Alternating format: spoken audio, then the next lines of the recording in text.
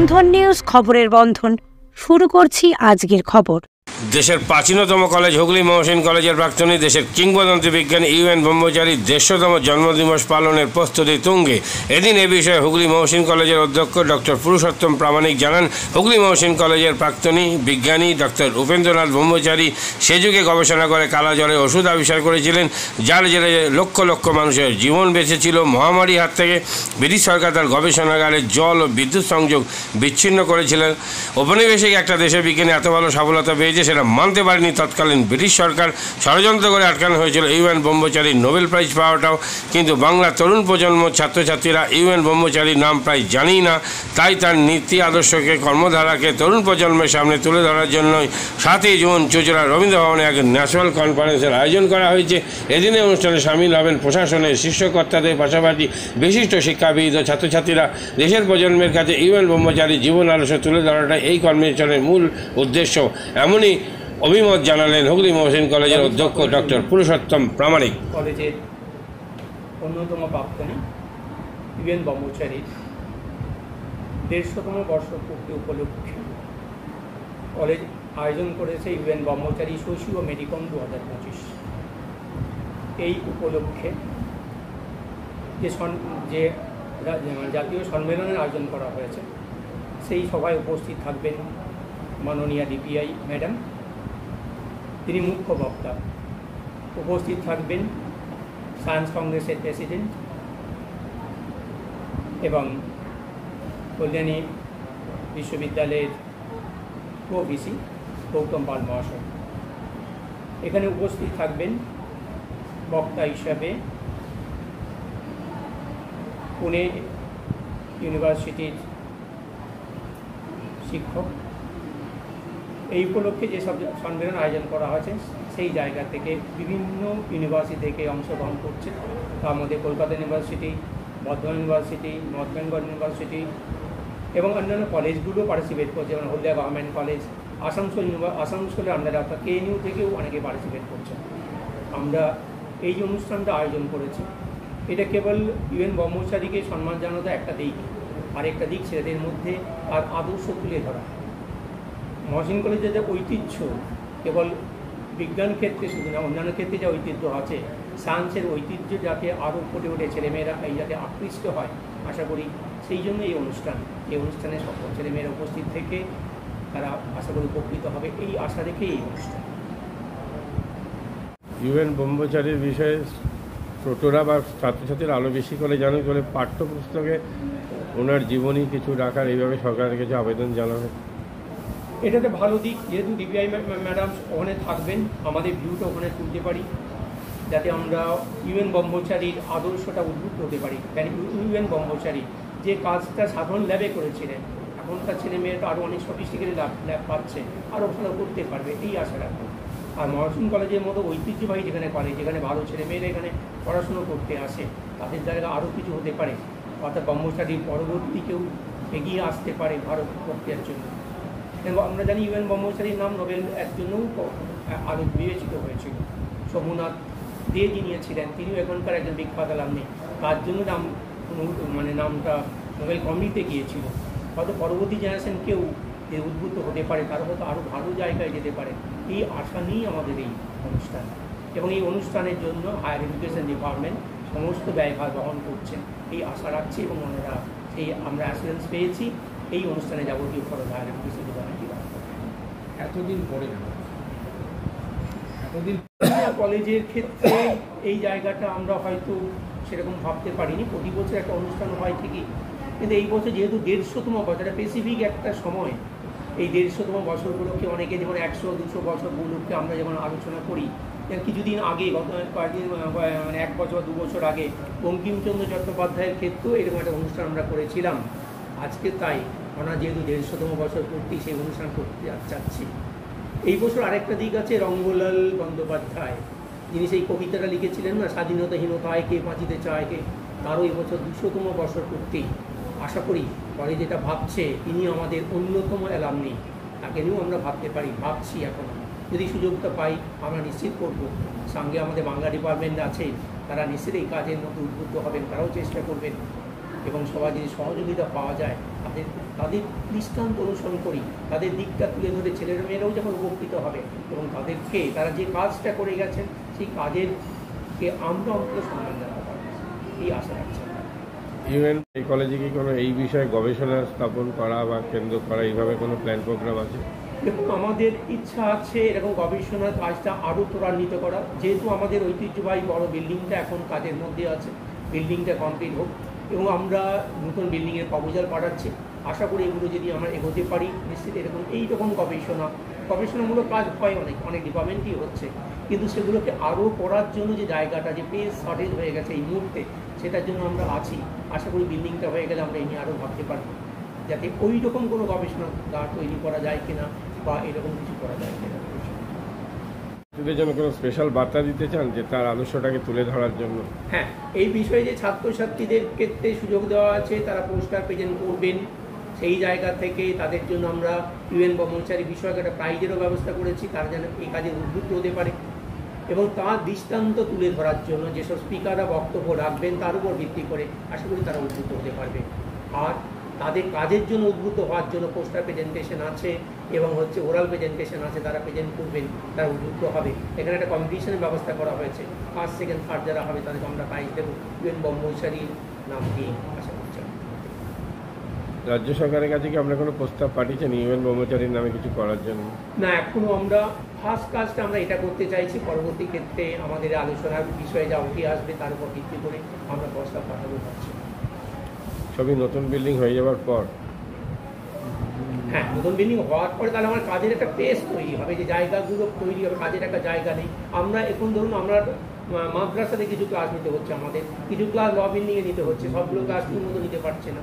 এই জায়গা বিল্ডিংটা অলরেডি ওয়েস্ট বেঙ্গল গভর্নমেন্ট টাকা স্যাংশন করেছেন, কাজটা চলছে, যেটা হেরিটেজ বিল্ডিং, অনেক পুরানো দিনের বিল্ডিং, যার বয়স 189 বছর, কলেজের প্রতিষ্ঠা বার্ষিক অনুসারে কলেজটা এই বিল্ডিংটা তৈরি হয়েছিল তার আরও অ্যাটলিস্ট 20 থেকে 30 বছর আগে। ওই বিল্ডিংয়ে ওই অবস্থায় রেখে তাকে রক্ষণাবেক্ষণ করতে গিয়ে সময় লাগছে, পিডব্লিউ জানিয়েছেন এই বছরের শেষের দিকে হয়তো আমরা পেতে পারি, তারপর আমরা পরবর্তী স্টেপে কথা ভাবব। মাদকাসক্ত যুবকদের জীবনের মূল স্রোতে ফিরিয়ে আনছে চুঁচুড়া নবজীবন ফাউন্ডেশন। আজ থেকে 7 বছর আগে পথ চলা শুরু হয়েছিল এই সংস্থার। হুগলি জেলা থেকে শুরু হয়েছিল নবজীবন ফাউন্ডেশনের কাজ। আজ গোটা উত্তর পূর্ব ভারতে ছড়িয়ে পড়েছে তার ব্যাপ্তি। জেলা ও রাজ্যের হাজার হাজার মাদকাসক্ত যুবকদের মানসিক ও শারীরিক চিকিৎসার মধ্যে দিয়ে সুস্থ জীবনের পথে ফিরিয়ে আনছে নবজীবন ফাউন্ডেশন। কি করে এই সংস্থাকে তিল তিল করে গড়ে তুলছেন বন্ধন নিউজ এর ক্যামেরার সামনে, সে কথা বললেন সংস্থার কর্ণধার চন্দন দাস। দেখি ওটার মধ্যে কি আছে বা পাড়ার বড় দাদারা করছে, আমিও একটুখানি করি, ফিলিংসটা কি সেটা দেখতে যাই এবং একটা সার্টেন টাইমের পর কি হয় সেটা ফ্রিকোয়েন্সিটা তখন অনেক বেশি থাকে, গ্যাপ থাকে যখন শুরু করে, পরবর্তীকালে যখন নির্ভরশীল হয়ে পড়ে সেই একটা সাবস্টেন্সের উপর, তখন সেটা থেকে বেরোনোর জন্য সে নানা রকম চেষ্টা করে, কিন্তু তার ওয়ে আউটটা জানা নেই যে কোন রাস্তা দিয়ে গেলে নেশা থেকেও বিরত থেকে সুস্থ স্বাভাবিক জীবনযাপন করা যায়। তো আমি ভাবলাম যে শুধুমাত্র আমি সুস্থ স্বাভাবিক জীবনযাপন করলাম, আমার জীবনের সার্বিক উন্নতি হলো, বা আমার যে সব এম বা আমি জীবনে যে জিনিসগুলো করতে পারিনি সেগুলো আমি ফুলফিল করলাম, তাহলে তো শুধু আমার কথাই ভাবা হলো। তাহলে আমি এরকম কিছু কাজ করি যাতে আমার মতো আরও 5 জন আমার দ্বারা উপকৃত হয় এবং একটা সার্টেন টাইমের পর যখন মানুষ চায় যে ফিরতে, অথচ তার কাছে রাস্তা থাকে না, তখন এই একটা WHO ওয়ার্ল্ড হেলথ অর্গানাইজেশন একটা প্রসিডিওর বার করেছে। হুগলির কোদালিয়ায় জাতীয় যুব কম্পিউটার সাক্ষরতা মিশন স্কুল পড়ুয়াদের পাশাপাশি তরুণ প্রজন্মের কাজে স্বনির্ভর হওয়ার জন্য বিশ্বমানের কম্পিউটার প্রশিক্ষণ কেন্দ্র। এখানে ক্লাস 3 থেকে ইঞ্জিনিয়ারিংয়ের কম্পিউটার কোর্স পর্যন্ত প্রশিক্ষণ দেওয়া হয়। এই হুগলির কোদালিয়া জাতীয় যুব কম্পিউটার সাক্ষরতা মিশন প্রশিক্ষণ কেন্দ্র থেকে কম্পিউটারের প্রশিক্ষণ নিয়ে দেশে বিদেশে অনেক ছাত্রছাত্রী আজ প্রতিষ্ঠিত। স্বল্প ফিতে ছাত্রছাত্রীদের বিশ্বমানের কম্পিউটার প্রশিক্ষণ দিয়ে এই কেন্দ্র এক বেঞ্জি দৃষ্টান্ত সৃষ্টি করেছে। বন্ধন নিউজের ক্যামেরায় ধরা পড়ল সেই দৃশ্য। নমস্কার, জাতীয় যুব কম্পিউটার সাক্ষরতা মিশন কোদালিয়া, আগে জুনিয়র ফ্যাকাল্টি। এখানে ক্লাস 3 থেকে ইঞ্জিনিয়ারিং অবধি সমস্ত রকম কোর্স করানো হয় এবং তার সাথে সাথে প্রফেশনাল কোর্স যেমন C++, java, power BI, tally and GST, web development, app development, power BI etcetera সব রকমের কোর্স করানো হয়, কম্পিউটার কোর্স করানো হয়। এখানে ইংলিশ মিডিয়াম এবং বাংলা মিডিয়ামের দু রকম স্টুডেন্টেরই সব রকম কোর্স করানো হয়।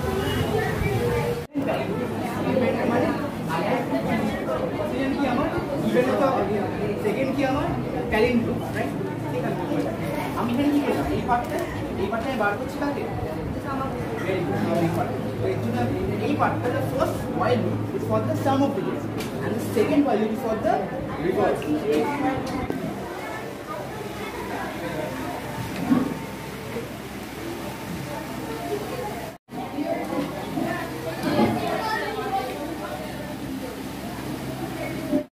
কম খরচে বিশ্বমানের আধুনিক চিকিৎসার হুগলির মিডল্যান্ড নার্সিংহোমে বাংলার বিশিষ্ট চিকিৎসকরা এই নার্সিংহোমে রোগীদের চিকিৎসা করেন। জটিল রোগের চিকিৎসার জন্য রোগীদের আর দক্ষিণ ভারত যাওয়ার দরকার নেই।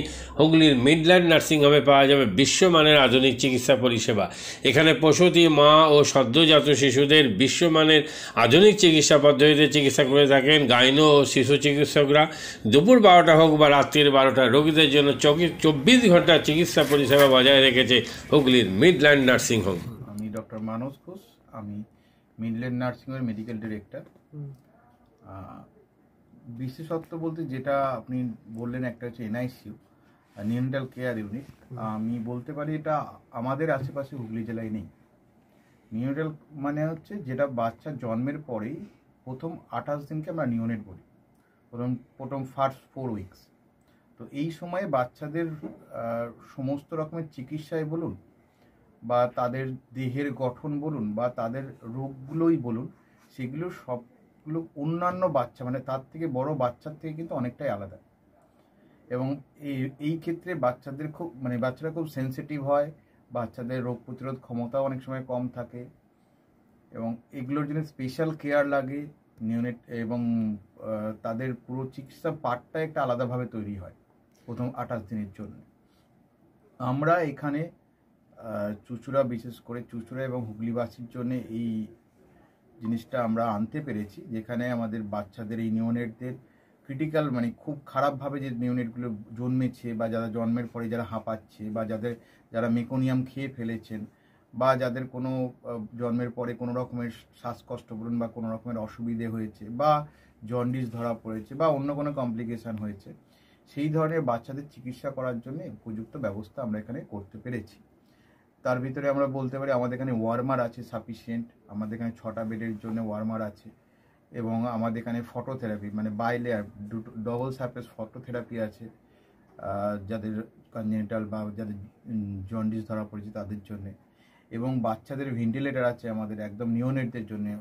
এই ভেন্টিলেটার সাধারণভাবে সব জায়গায় পাবেন না, এবং বাচ্চাদের বাবেল সিপ্যাপ যেটা একটা স্পেশালাইজ মেশিন, বাচ্চাদের যেহেতু ভেন্টিলেটার খুব বেশি লাগে না, কিন্তু বাবেল সিপ্যাপ বলে একটা জিনিস খুব বেশি লাগে তাদের অক্সিজেনের পরিমাণ কমে গেলে, তাদের শ্বাসকষ্ট হলে, সেটাও আমাদের এখানে আছে। এবং আমি কিছুদিন আগে আমাদের একটি বাচ্চা এখানে ভর্তি হয়েছিলেন যার শ্বাসকষ্ট হতে শুরু করেছিল জন্মের 6 ঘন্টা পর থেকে, এবং সুন্দরভাবে তাকে আমরা এখানে চিকিৎসা দিয়েছি। আমাদের এখানে দুজন খুব ইয়ং এনথুজিয়াস্টিক পেডিয়াট্রিশিয়ান আছেন, ডক্টর মৈত্র এবং ডক্টর ঘোষ। তো তাদের দুজনের আন্ডারেই বাচ্চা ভর্তি ছিলেন। অন্য পেডিয়াট্রিশিয়ানরাও আসেন, বাট এনারা আমাদের এখানে সবসময়ই থাকেন মোটামুটি একটা স্তম্ভের মতো আমাদের নিউনেটাল কেয়ার ইউনিটের জন্য। এবং বাচ্চাটি এই মুহূর্তে খুবই ভালো আছে, তাকে আমরা ডিসচার্জ করেছি। এটা কি প্রিম্যাচিওর বেবিদের ক্ষেত্রে এটা বেশি প্রয়োজন হয়? ভীষণভাবে প্রিম্যাচিওর বেবি যারা একটু আগে জন্মেছেন বা যাদের ওয়েট কম হয়েছে, এবং অনেক সময় মায়ের বা ওয়েট অনেক সময় বেশি ওয়েট হলেও যে সেটা ভালো সেরকম নাও হতে পারে, যেমন ডায়াবেটিসের ক্ষেত্রে হতে পারে, বা অনেক সময় বাচ্চাদের বারবার জন্মানোর পর সুগার ফল করছে, এটাও আমরা দেখি। অনেকগুলো কারণেই যেগুলো জন্মের পরেই যে সমস্ত সমস্যাগুলো হয় সেগুলোর জন্য এরকম স্পেশালাইজ ইউনিট দরকার হয়, নিউনেটাল কেয়ার ইউনিট, এবং সেটা আমরা এখানে করতে পেরেছি। প্রথম কথা হচ্ছে জীবনের দাম সব থেকে বেশি, ঠিক আছে, এবং যে মা 10 মাস তার বাচ্চাটাকে গর্ভে ধারণ করেছেন তার জন্য সারা পৃথিবীর সব থেকে মূল্যবান জিনিস বা সেই বাবাটির জন্য কিন্তু সেই শিশুটি। রিগার্ডিং কস্ট যদি বলেন, আমরা এমনিতে একটা মফস্বল এলাকাতে থাকি এবং আমাদের পুরো নার্সিংহোমটাই মফস্বল এলাকাতে। আমরা সেটার কথা মাথায় রেখেই আমাদের যে সমস্ত কস্টগুলো রেখেছি। এবং এই যেটা বললাম কয়েকদিন আগেই আমাদের একটি বাচ্চা যাকে হঠাৎ করে শিফট করতে হয়েছিল নিকুতে, সে চিকিৎসা পেয়ে গেল। তার বাবা মা দুজনেই খুব স্যাটিসফাইড। আমাদের সেটা আমাদের যে ফেসবুক আছে, পেজ আছে, সেখানে আপনারা তাদের কথা শুনলে বুঝতে পারবেন। এবং কস্ট মানে যথেষ্ট রিজনেবল। আমি একেবারে কম বেশি এরকম বলবো না, আমি বলবো রিজনেবল। আমাদের মফস্বলের জন্য যেটা হওয়া উচিত সেই রকমই করা আছে।